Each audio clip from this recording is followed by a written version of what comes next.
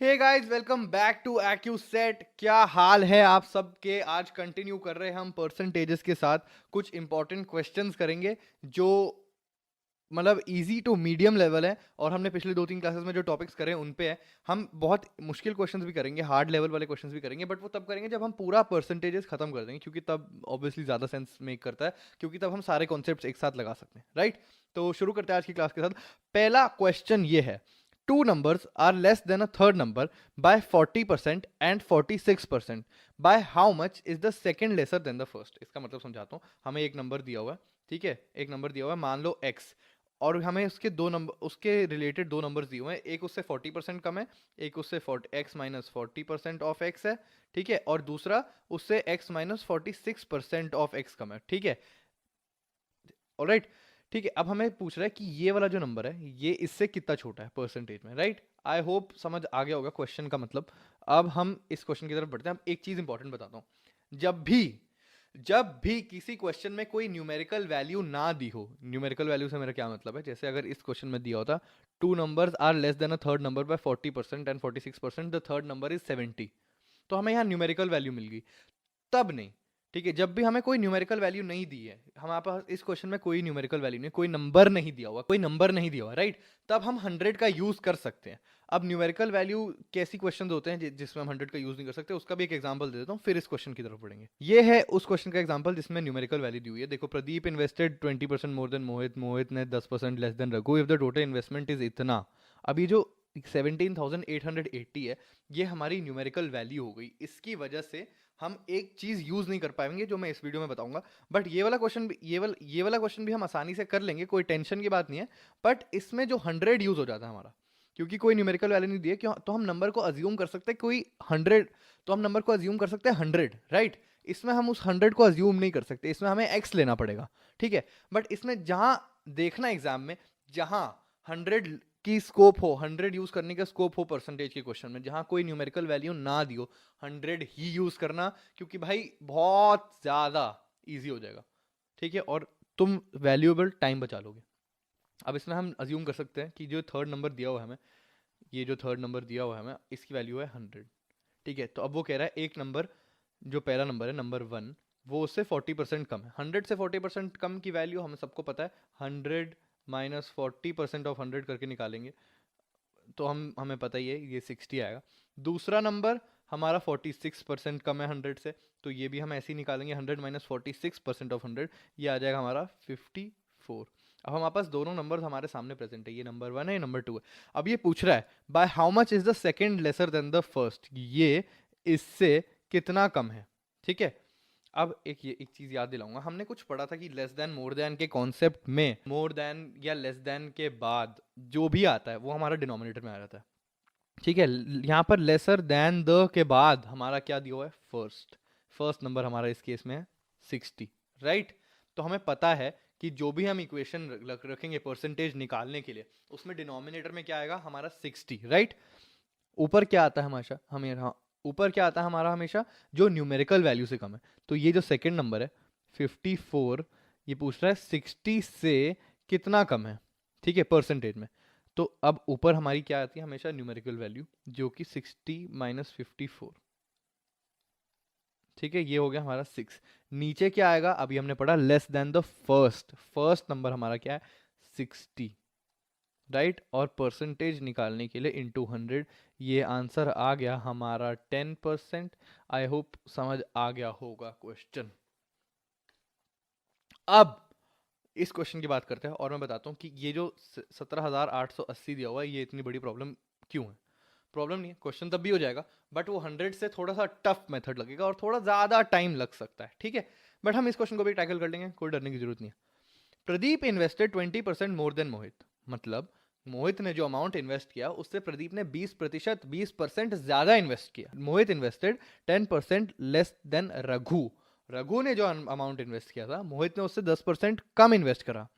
Total investment का क्या, total investment से क्या मतलब है इनका, टोटल इन्वेस्टमेंट मतलब रघु, रघु मोहित और प्रदीप, इन तीनों की इन्वेस्टमेंट मिला के 17,880 है। तो पूछा रघु ने कितना इन्वेस्ट किया, ठीक है।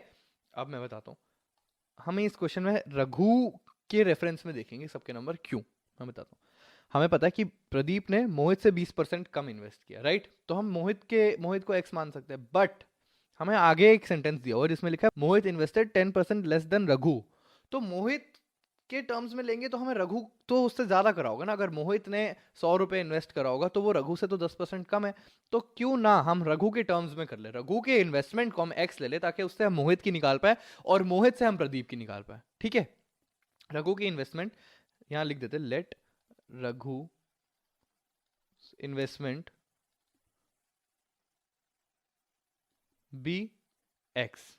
ठीक है, ये एक्स हमारी रघु की इन्वेस्टमेंट है। अब नेक्स्ट हमें मोहित की इन्वेस्टमेंट निकालनी है।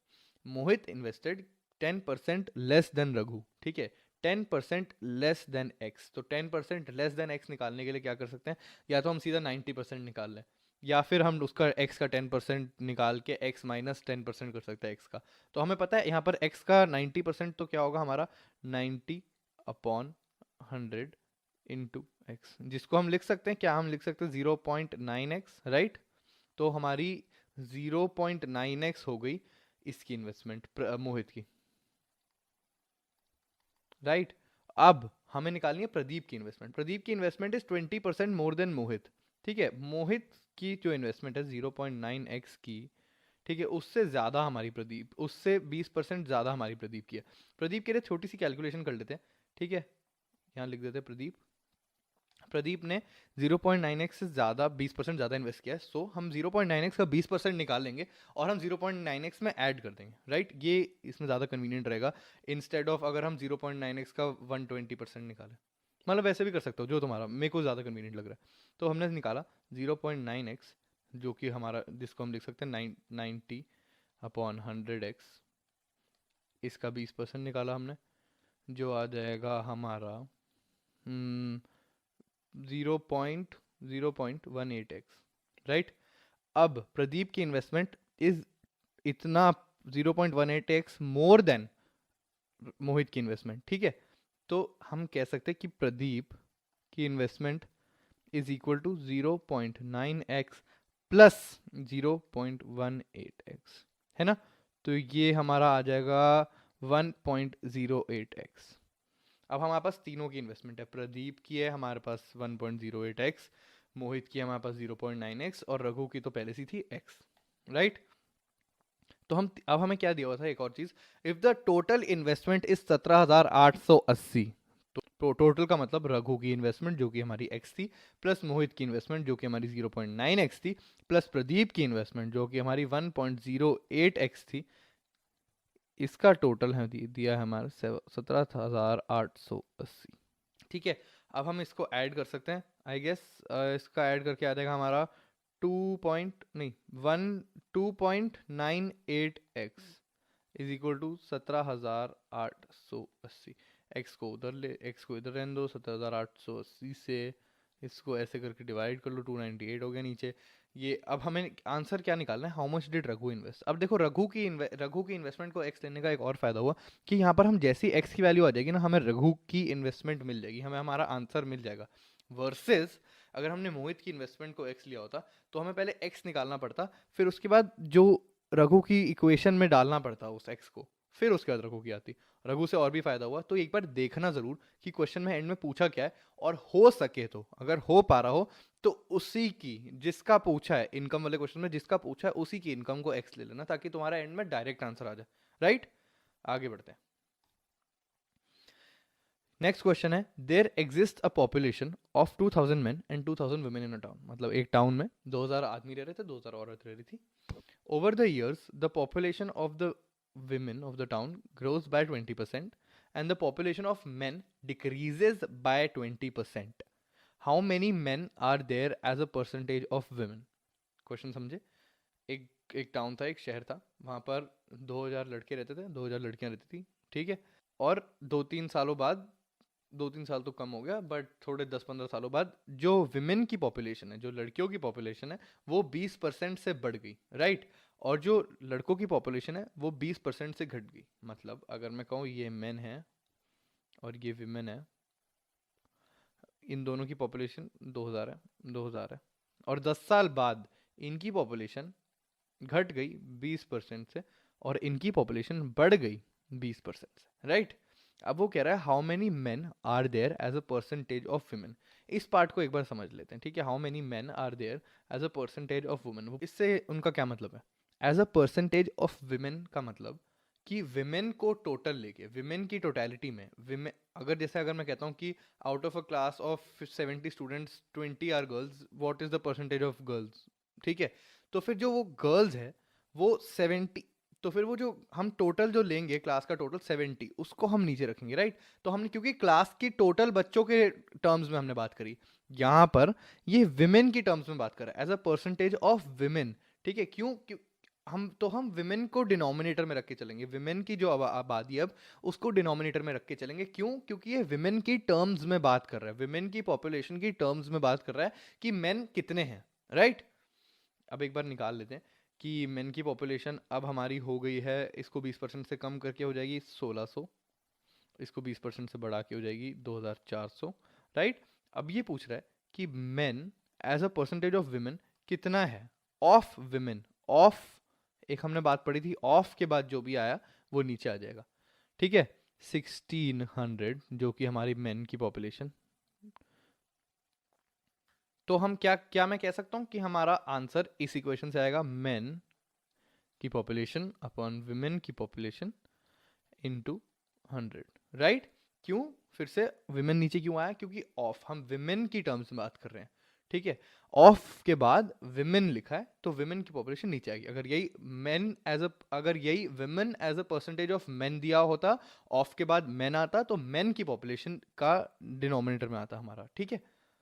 तो हम यहाँ लिख सकते हैं कि 1600 अपॉन 2400 इंटू 100, जो कि हमारा हो जाएगा, ये कट गया, ये 2/3, तो ये 66.67 या फिर 66.66%, जो भी तुम्हारे आंसर में दिया हो सेम ही बात होगी। इसको एक और चीज़ भी लिख सकते हैं, जस्ट बाय द वे 66 2/3, ठीक है। जो भी आंसर में ऑप्शन में दिया हो उसको चूज कर लेना, बट इन तीनों में से कोई भी दिया हो सकता है। कभी कभी ये सही नहीं होता, ये 6 7 लिखना सही नहीं होता, पर राउंड ऑफ करके ले लेते, क्योंकि ये तो मतलब एंड ही नहीं होगा, ये तो वो, क्योंकि ये तो एंड ही नहीं होता, ये नॉन टर्मिनेटिंग इंटीजर हो जाता है हमारा, ठीक है।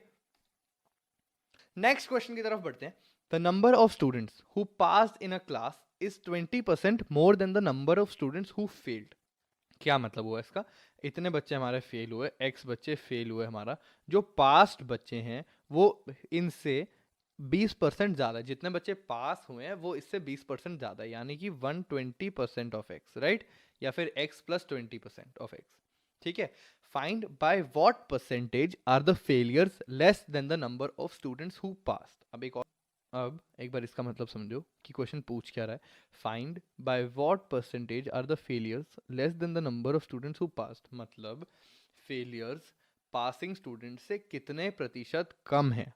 अब एक और बात, less than the number of students who passed, less than more than के बाद जो भी आता है वो हमारा डिनोमिनेटर में आया। लेस देन मोर देन के बाद क्या है हमारा, past students, number of past students. तो क्या मैं कह सकता हूँ इसकी इक्वेशन कुछ ऐसी बनेगी, पास्ट तो हमें डिनोमिनेटर में आएगा, हमें पता ही है, ठीक है।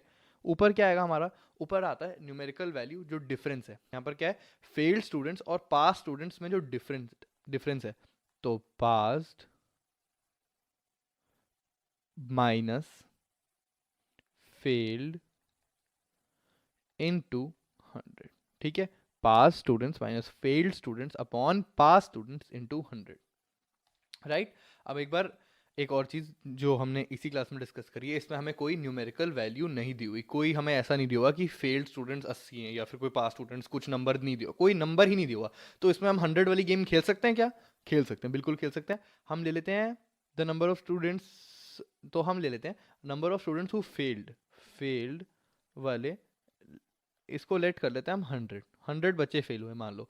Number of students who pass is 20% more than the number of students who failed, तो पास्ड ज्यादा है, राइट, इसका 120% हो जाएगा, ठीक है। पास स्टूडेंट्स कितने हो गए 120, क्योंकि 100, क्योंकि 100 प्लस 20% ऑफ 100, इसका आंसर आ जाएगा 120, राइट।